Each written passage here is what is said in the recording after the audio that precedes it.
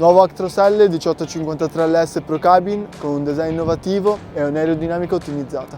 Inoltre il suo stile futuristico e i più moderni sistemi di assistenza alla guida lo rendono il veicolo all'avanguardia per eccellenza. Nuovo frontale e paraurti allungati più aerodinamici. Nuovi fari a LED con sagoma ridisegnata. Deflettori laterali con design allungato.